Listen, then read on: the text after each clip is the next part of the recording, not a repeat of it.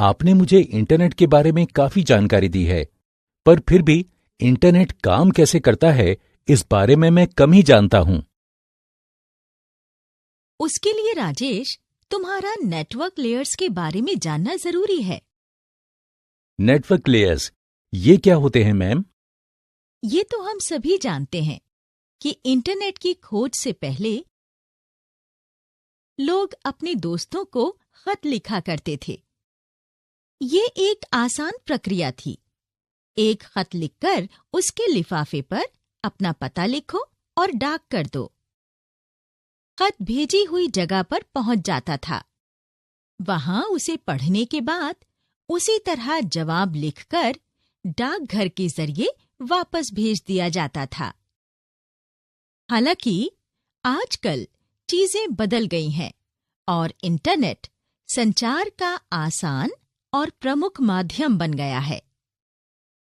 आजकल आप कुछ भी लिखकर उसे ईमेल के जरिए भेज देते हैं।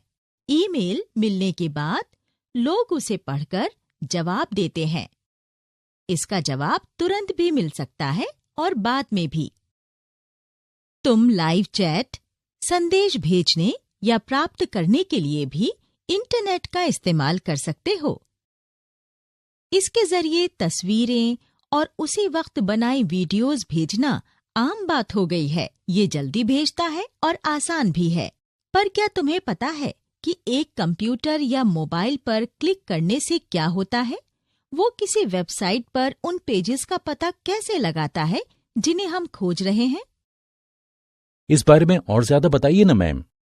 इंटरनेट आर्किटेक्चर की जानकारी और इसके काम करने के तरीके को जानना जरूरी है। इससे ये समझा जा सकता है कि साइबर अपराधी इसका कहाँ फायदा उठा सकते हैं और साइबर हमलों से इंटरनेट कैसे प्रभावित हो सकता है।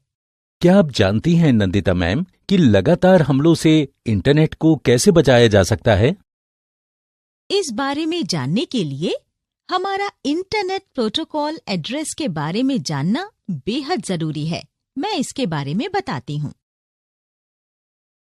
इंटरनेट प्रोटोकॉल एड्रेस, क्या आप इसे एक उदाहरण के जरिए समझा सकती हैं? हाँ बिल्कुल राजेश। एक आसान सा उदाहरण लेते हैं। मान लो तुम्हें आगे की पढ़ाई के लिए यूएसए के किसी विश्वविद्यालय की वेबसाइट देखनी है। इसके लिए सबसे पहले तुम्हें इस विश्वविद्यालय के सर्वर के एड्रेस की जानकारी होनी चाहिए, जहां विश्वविद्यालय में दाखिले की प्रक्रिया की जानकारी होती है। सर्वर का एड्रेस ठीक एक हाउसिंग कॉलोनी की तरह काम करता है, जहां हर घर को एक नंबर दिया गया है। जिस तरह हर घर का एक एड्रेस होता है, उसी तरह किसी साइट के लिंक का इंटरनेट में एक एड्रेस होता है। इन दोनों में अंतर ये है कि इंटरनेट प्रोटोकॉल या आईपी एड्रेस डिजिटल होते हैं। वो घर के एड्रेस जैसे नहीं हो सकते। एक टिपिकल आईपी एड्रेस का उदाहरण 192.171.2.43 है। ये आईपी एड्रेस क्या बताना चाहते हैं, इसके जानने के लिए ये तस्वीरें देखो। आईपी एड्रेस किसी एड्रेस का पता लगाने और वहां पहुंचने में मदद करता है। उदाहरण वाले मामले में हम एक खास विश्वविद्यालय के सर्वर को खोज रहे थे। हम ट्रांसपोर्ट कंट्रोल प्रोटोकॉल्स यानी टीसीपी या इंटरनेट प्रोटोकॉल आईपी के बारे में पहले से जानते हैं। टीसीपी या आईपी कई नेटवर्क्स में शामिल होने और नेटवर्क ऑफ नेटवर्क्स को बनाने में जरूरी होता है। इंटरनेट प्रोटोकॉल यानी आईपी आजकल इंटरनेट में इस्तेमाल किया जाने वाला कोर प्रोटोकॉल है। किसी एड्रेस को इसी प्रोटोकॉल में खोजा जा सकता है, पर इससे पहले हम कुछ और चीजों के बारे में जानते हैं। लेकिन मैम, हम कोई पर्टिकुलर एड्रेस किसी खास साइट से कैसे पा सकते हैं? इसमें सबसे पहला नाम डोमेन नेम सिस्टम का है। मैं तुम्हें इसके बारे में बताती हूँ। अब किसी साइट के आईपी एड्रेस के तौर पर दिए गए कई अंकों वाले डिजिटल नंबर को याद रखना किसी के लिए भी काफी मुश्किल होगा। जी हाँ, मैं भी यही सोच रहा था।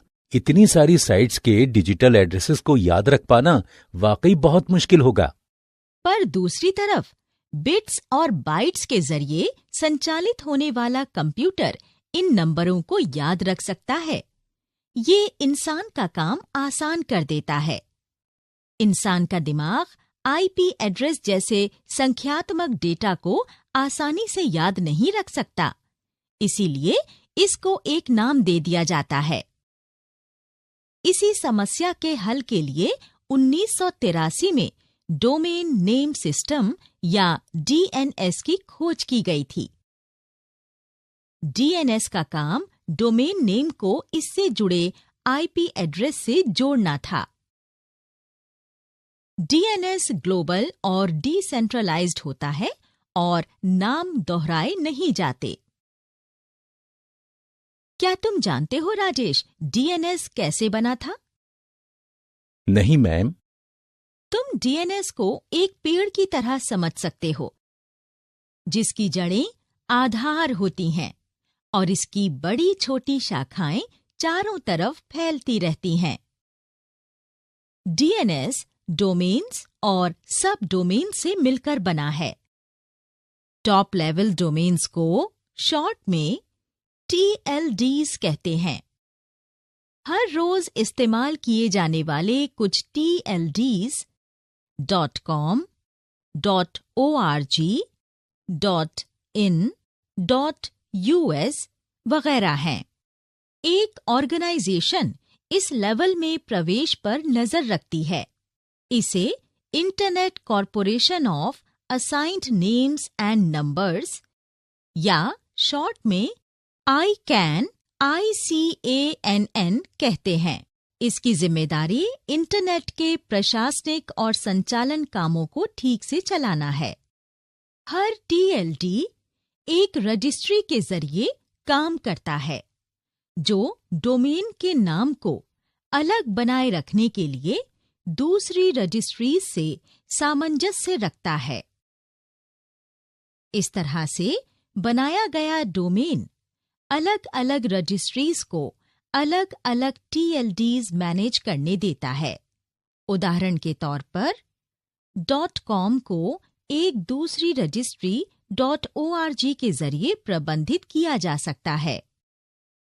इन रजिस्ट्रीज का काम उनको सौंपे गए TLDs का आंकड़ा रखना और इंटरनेट के लिए सब कुछ तैयार रखना है, जिससे उपयोगकर्ता हर डोमेन नेम को इसके करेस्पॉन्डिंग आईपी एड्रेस के साथ जोड़ सके। डीएनएस ऐसे कंप्यूटर्स का इस्तेमाल करता है जो सर्वर से आंकड़ों या डोमेन नेम्स को संबंधित आईपी एड्रेस में एक डेटाबेस रिकॉर्ड के जरिए ठीक करता है। TLDs सब डोमेन्स और उनके भी सब डोमेन से मिलकर बना है और इसमें अधिकतम 127 लेवल्स की सीमा होती है। तो नंदिता मैम, नेटवर्क इसी तरह काम करता है क्या? दरअसल राजेश, नेटवर्क और इसके काम करने से जुड़ी कई और बातें हैं। इसके लिए तुम्हें नेटवर्क लेयर्स की बनावट के बारे में जानना होगा। किसी नेटवर्क में ये लेयर्स कैसे काम करता है नंदिता मैम? मैं बताती हूँ। अंतर्राष्ट्रीय मानक संगठन या ISO नेटवर्क में समानता बनाए रखता है। इन मानकों के मुताबिक नेटवर्क्स को उन्हें दिए गए काम की जटिलता के आधार पर 7 लेयर्स में बांटा गया है। ISO open system interconnection OSI model में इन 7 लेयर्स के बारे में बताया गया है। तो एक एक कर इन लेयर्स के बारे में जानते हैं। तो ये नेटवर्क के लेयर्स के बारे में है मैम? दरअसल इन लेयर्स को इसीलिए जोड़ा गया है जिससे 7 मजबूत लेयर्स बन सकें। ये पहली लेयर है। पहली लेयर फिजिकल लेयर है। ये नेटवर्क डिजाइन और हार्डवेयर जैसे physical cables, network interface cards, wireless radios के साथ साथ दूसरी इलेक्ट्रॉनिक उपकरणों का प्रबंधन करती है। मीडियम में बिट्स एनकोडिंग भी यही लेयर निर्धारित करती है। तो कह सकते हैं पूरे बिट डेटा के स्थानांतरण की जिम्मेदारी इसी लेयर की होती है। इसके बाद डेटा लिंक लेयर आती है। डेटा पैकेट्स का बिट्स में एनकोडिंग और डिकोडिंग इसी लेयर में होता है और पैकेट्स को फिजिकल लेयर के जरिए विश्वसनीय हस्तांतरण मुहैया कराया जाता है, जो बिट्स को मीडियम पर संचारित करने का काम करता है। अगला नंबर है नेटवर्क लेयर का। एक ट्रैफिक पुलिसमैन की तरह नेटवर्क लेयर का मूल काम भेजना और भीड़ पर नियंत्रण रखना है। यही लेयर तय करती है कि पैकेट को स्रोत से मंजिल तक कैसे पहुंचाना है। मार्ग का मतलब भेजने वाले माध्यम या कैसे भेजा जाएगा इससे है। उसके बाद ट्रांसपोर्ट लेयर का काम शुरू होता है। ट्रांसपोर्ट लेयर कैसे काम करती है, ये जानने के लिए डेटा को सामान मान लो जिसे एक जगह से दूसरी जगह भेजना है, जैसे घर पर करते हैं। पहले हम बड़े वजन को आसानी से उठने वाले छोटे पैकेट्स में रखते हैं। हर पैकेट के दोनों तरफ जरूरी जानकारी लिखी होनी चाहिए, जैसे पैकेट में क्या है, उसे कहाँ भेजना है।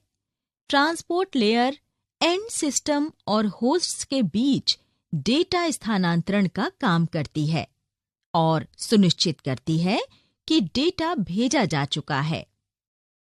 तो कह सकते हैं कि डेटा को कई छोटे पैकेट्स में बदलकर उन्हें बिना किसी रुकावट के और उसी तरह सही जगह पहुंचाने का काम ट्रांसपोर्ट लेयर का है। फिर आती है सेशन लेयर। जब भी हम किसी सेशन के लिए लॉगिन करते हैं, ये लेयर खास तौर पर सेशंस का प्रबंधन करती है। इसमें इसकी शुरुआत और रखरखाव शामिल है। कभी-कभी एक सेशन टूट जाता है, पर जब फिर से जुड़ता है तो वहीं से शुरू होता है जहां पर टूटा हुआ होता है। इसके बाद प्रेजेंटेशन लेयर है। ये तो हम जानते ही हैं कि डेटा को अलग अलग प्रारूपों में अलग अलग स्रोतों से भेज सकते हैं। इससे कंप्यूटर्स को जानकारी देने में मुश्किल आती है। प्रेजेंटेशन लेयर डेटा को स्टैंडर्ड नेटवर्क प्रारूप में बदल देती है। ये लेयर प्रेषित सूचना के वाक्य बनाने और उनके मतलब से संबंधित है। सातवीं और अंतिम लेयर है एप्लीकेशन लेयर। एप्लीकेशन प्रोटोकॉल्स का मतलब है इस लेयर से जुड़े नेटवर्क में प्रवेश लेना। एप्लीकेशन लेयर में इस तरह के कई प्रोटोकॉल्स काम करते हैं। उदाहरण के लिए, वेब ब्राउजिंग में इस्तेमाल होने वाले आम प्रोटोकॉल HTTPS और फाइल स्थानांतरण के लिए FTP है। तो नंदिता मैम, इस तरह इंटरनेट घुसपैठियों से बचा रहता है? हाँ राजेश, पर एप्लीकेशन लेयर में प्रोटोकॉल्स के बारे में भी जानना जरूरी है। मैं तुम्हें बताती हूँ। दरअसल राजेश, जब भी हम नेटवर्क में प्रोटोकॉल्स की बात करते हैं तो कुछ और चीजें भी हैं जो नेटवर्क को सुरक्षित रखने के लिए जरूरी हैं। ये और क्या है मैम? एप्लीकेशन लेयर में इस्तेमाल होने वाले प्रोटोकॉल्स को सिंपल मेल ट्रांसफर प्रोटोकॉल या शॉर्ट में SMTP कहा जाता है, जो ईमेल स्थानांतरण में जरूरी है। इंटरनेट मैसेज एक्सेस प्रोटोकॉल या IMAP और डाकघर प्रोटोकॉल वर्जन 3 या POP3 इस प्रक्रिया में महत्वपूर्ण भूमिका निभाते हैं। वे ईमेल्स को फिर से प्राप्त करने में इस्तेमाल किए जाने वाले सबसे आम आंतरिक मेल प्रोटोकॉल्स हैं। सभी आधुनिक ईमेल ग्राहक और वेब सर्वर्स इन प्रोटोकॉल्स को समर्थन देते हैं। दिलचस्प है ना राजेश? तुम्हें हमेशा याद रखना है कि इंटरनेट पर किसी लिंक पर क्लिक करने से पहले क्या एहतियात बरतनी चाहिए? क्या एहतियात बरतनी चाहिए मैम? जब हम कोई वेबसाइट एड्रेस दर्ज करते हैं या किसी लिंक पर क्लिक करते हैं तो कंप्यूटर डीएनएस सिस्टम से सवाल करता है जो जड़ से शुरू होता है। ये उन अभिलेखों के गंतव्य की तरफ इशारा करेगा जिसे हम खोज रहे हैं। जैसे ही हम अपने विशेष सवाल पर पहुंचते हैं, मुख्य गंतव्य सर्वर इसे खोजने में आपकी मदद करेगा। इस वक्त आपको गंतव्य तक पहुंचने के लिए जरिया खोजना होगा। गंतव्य साइट का पता चलने के बाद इसका ये जानना जरूरी है कि डेटा भेजना है। असली मदद नेटवर्क से ब्राउजर के जरिए आएगी। हमारे माउस से किए गए क्लिक को हाइपर टेक्स्ट ट्रांसफर प्रोटोकॉल या HTTP में एक कमांड की तरह व्याख्या करती है। इसका मतलब ये बताना है कि कैसी सामग्री भेजनी है। एप्लीकेशन लेयर हमारे सिस्टम और गंतव्य साइट के HTTP को निर्देशित करती है। फिर पैकेट्स को जोड़कर हमारे लिखे गए साइट के रूप में भेज देती है। पैकेट्स के इधर-उधर जाने में सबसे खास बात यह है कि सामने और पिछले साइट पर सिर्फ उनकी पहचान लिखी रहती है और उनका गंतव्य इस पर चिह्नित रहता है। उदाहरण के तौर पर एक सतर्क माँ अपने बच्चे को स्कूल कैसे भेजती है? वो अपने बच्चे की ड्रेस पर पहचान का एक टैब लगाती है। इसी तरह नेटवर्क लेयर पैकेट डेटा को इधर-उधर भेजने, नेविगेट करने और कंप्यूटर में आने वाली जानकारी को गंतव्य सर्वर और वापस भेजने में जरूरी है। दुनिया भर में इंटरनेट इस्तेमाल करने वाली हजारों निजी या सार्वजनिक संगठनों ने मिलकर एक नोड्स ऑटोनॉमस सिस्टम AS बनाया है। ये नोड्स घूम रहे हर डेटा पैकेट की पहचान करते हैं और अगर उनका गंतव्य नेटवर्क में हो तो वहां जाने के लिए निर्देश देते हैं। नहीं तो ये एक रूटिंग टेबल से सलाह कर उन्हें सबसे नजदीक वाले गंतव्य के लिए भेज देते हैं। आज इंटरनेट पर करोड़ों उपयोगकर्ता मौजूद हैं और उनके लिए बड़ी संख्या में द्वारपाल भी। तो मैम, इंटरनेट इस्तेमाल करते समय हमें काफी जिम्मेदारी दिखानी चाहिए। हाँ राजेश, मैंने तुम्हें पहले ही बताया था कि करोड़ों लोग अलग अलग काम से इंटरनेट का इस्तेमाल करते हैं, पर उनमें से कुछ का मकसद अच्छा नहीं होता। अब तक हमने जितने टॉपिक्स कवर किए हैं, उनमें से किसी के बारे में जानकारी के लिए इमेज पर क्लिक करें। IP address. IP एड्रेस किसी एड्रेस का पता लगाने और वहां पहुंचने में मदद करता है। उदाहरण वाले मामले में हम एक खास विश्वविद्यालय के सर्वर को खोज रहे थे। हम ट्रांसपोर्ट कंट्रोल प्रोटोकॉल्स TCP या इंटरनेट प्रोटोकॉल IP के बारे में पहले से जानते हैं। TCP या IP कई नेटवर्क्स में शामिल होने और नेटवर्क ऑफ नेटवर्क्स को बनाने में जरूरी होता है। Domain name system DNS। Domain name system या DNS की खोज 1983 में की गई थी। DNS का काम डोमेन नेम को इससे जुड़े IP एड्रेस से जोड़ना था। DNS ग्लोबल और डिसेंट्रलाइज्ड होता है और नाम दोहराए नहीं जाते। ISO open system interconnection OSI model.